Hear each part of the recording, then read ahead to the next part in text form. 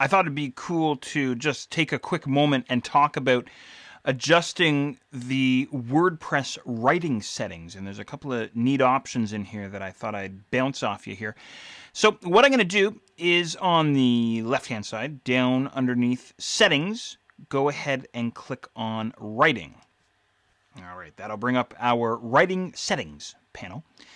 And one of the more important things that I was really interested in showing you here was, it's so simple, the size of the post box, 10 lines. You know, when you go to create a new post, the body area, it's kind of cramped, isn't it?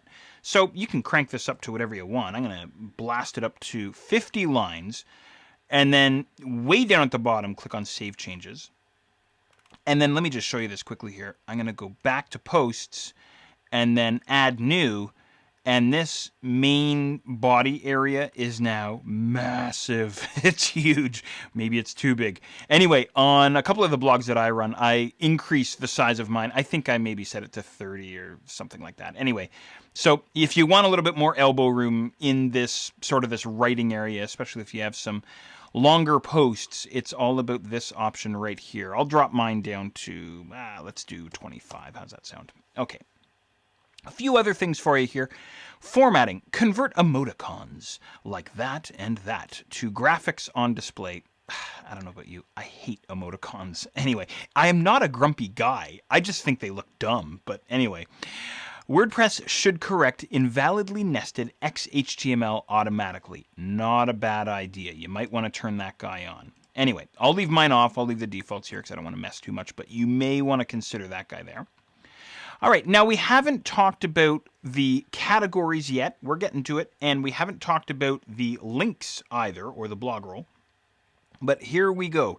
What we can do when we start working with posts, creating more posts, and creating more content for our blog and so on, we can start to categorize it, as you will see in just a short while.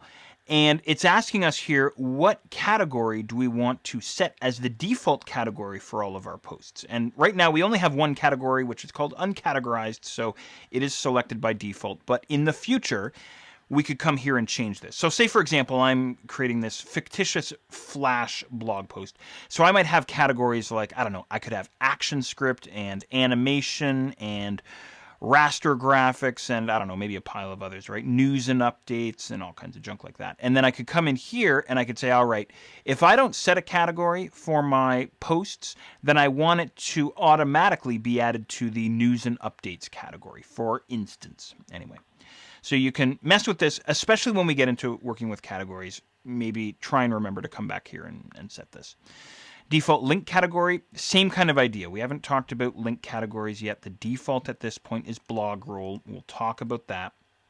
And then if I scroll down a little bit further, we have some cool options here. Remote publishing, to post to WordPress from a desktop blogging client or a remote website that uses the Atom Publishing protocol, or that other thing.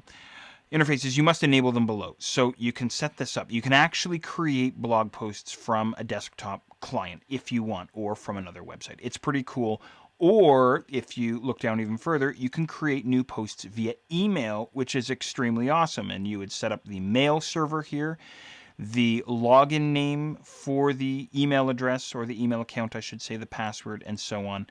And then you can set your default mail category there as well. So very cool stuff if you want to get into it. I'm more just making you aware of it at this point, but you can certainly check it out here. And then update services. When you create a new post, WordPress automatically notifies the site update services. So you can read up on that if you want. It's all about the WordPress codex there. I just leave the defaults here. I don't mess with it, but you can if you want. And then, of course, don't forget to click on Save Changes, and that's all she wrote.